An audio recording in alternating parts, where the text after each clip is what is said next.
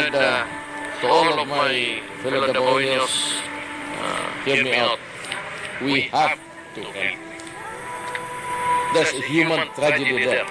We must go.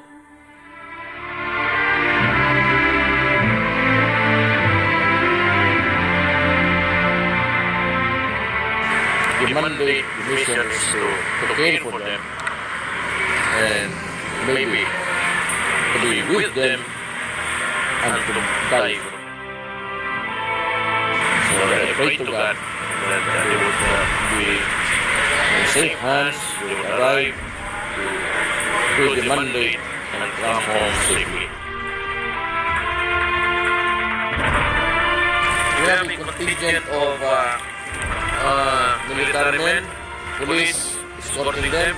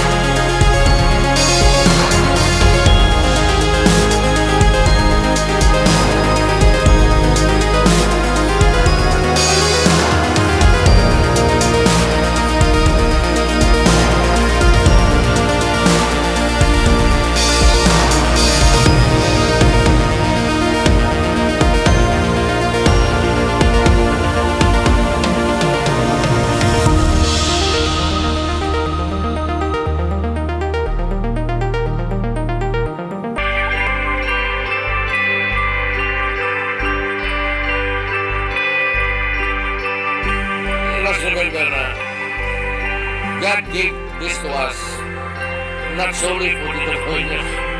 God gave these things to us to serve mankind.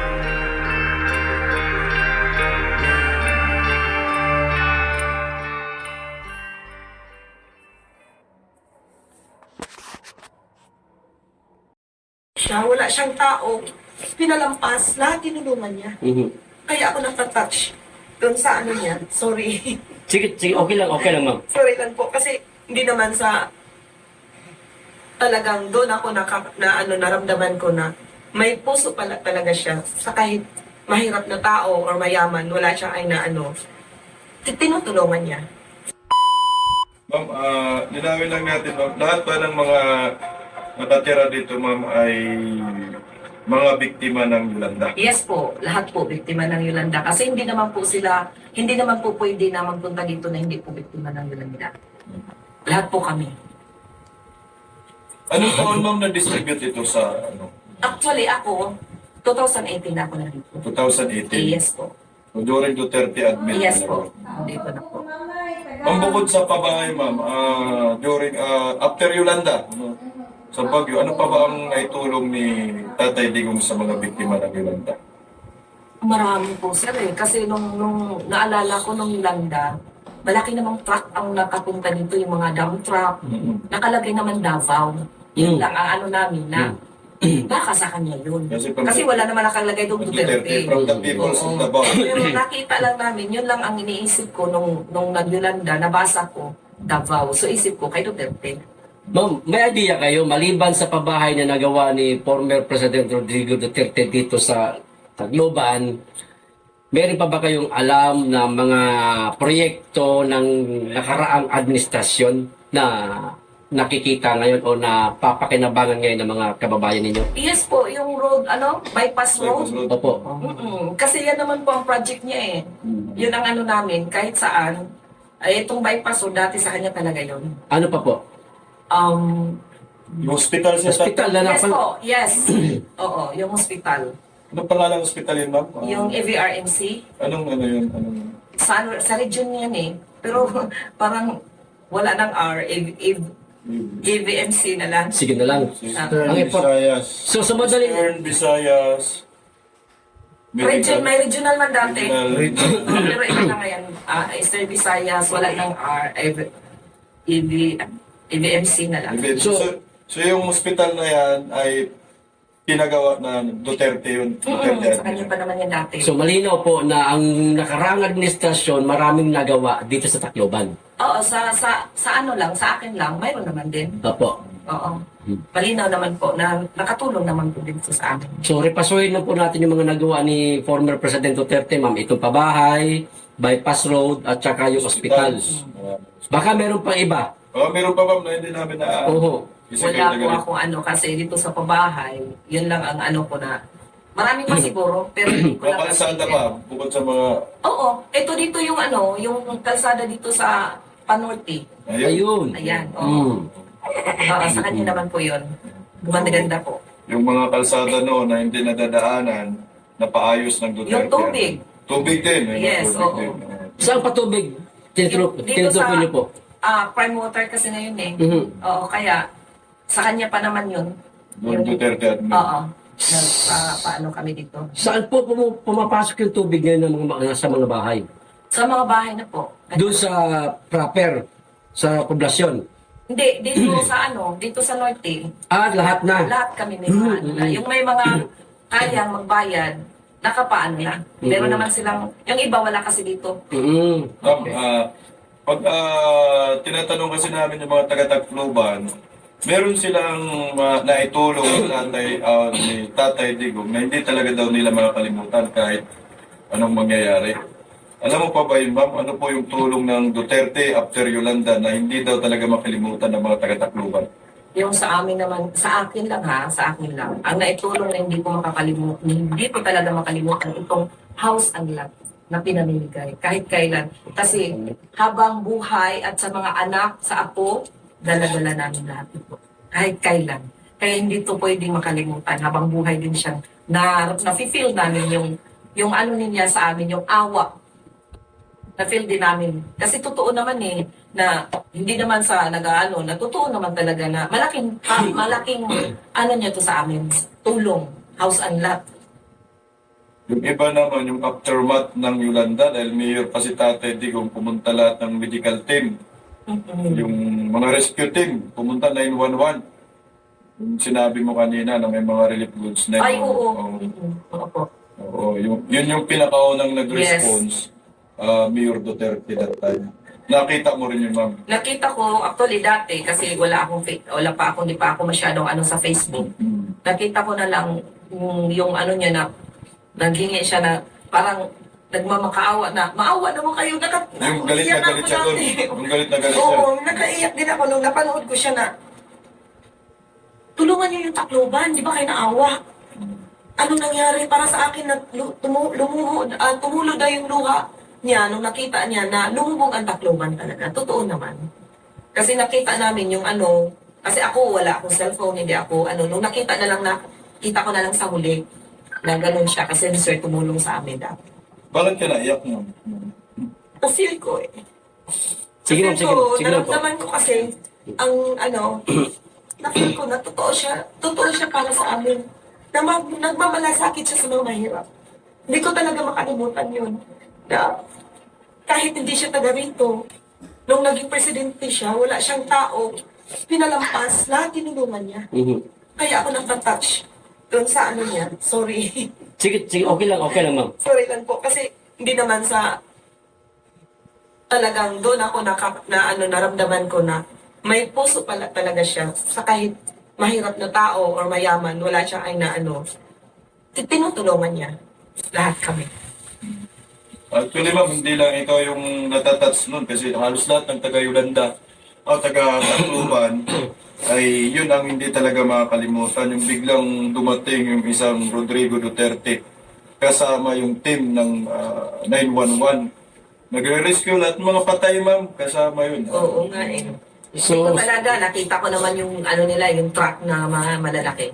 Naramdaman niyo po ang tunay na pagmamahal ng dating Pangulo. Yes po, doon ko po nakita, kaya na-touch ako kasi doon ko po na. Samantalang hindi pa siya Pangulo nun. Hindi pa po. Nung Yolanda, pumasok si Yolanda. Mayor pa lang siya noon ng Davao. Yes po. Naano ko talaga na may pagmamahal talaga siya sa bayan. Kaya mas lalo na nung naging presidente na siya. Yes po. Kaya nga, malaking tulong itong house and lot na binigay niya sa akin.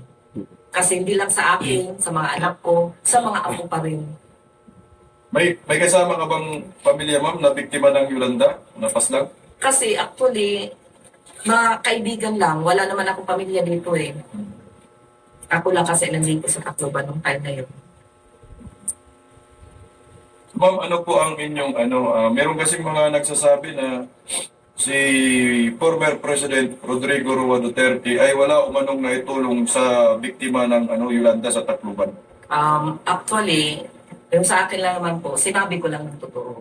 Mahirap naman din po ako magsinungaling na lahat kami dito na nandito na tulungan ni President Duterte.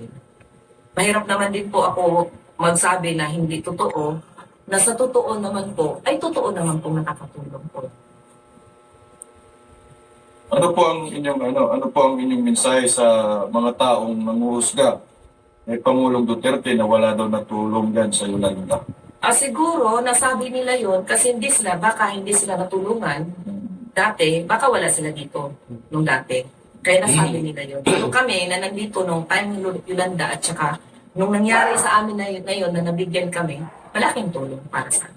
So, kayo yung magpapatunay na Yes, maraming po. nagawa yung Rodrigo Yes. Duterte sa panahon ng termino niya. Ma'am, sa palagay niyo yung mga nagsasabi na walang nagawa ang dating Presidenteng Duterte, hindi kaya paninira lang?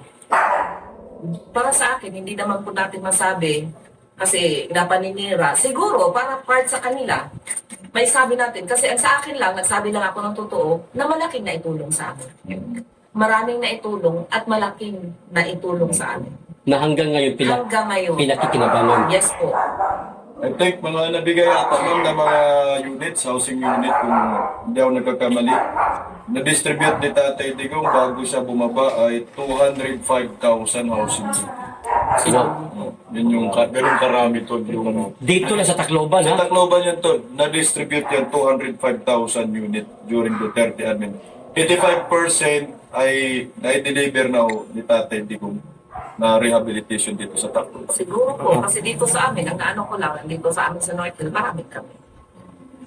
So, ikaw na magtanong, Tol? Okay na talaga, wala na akong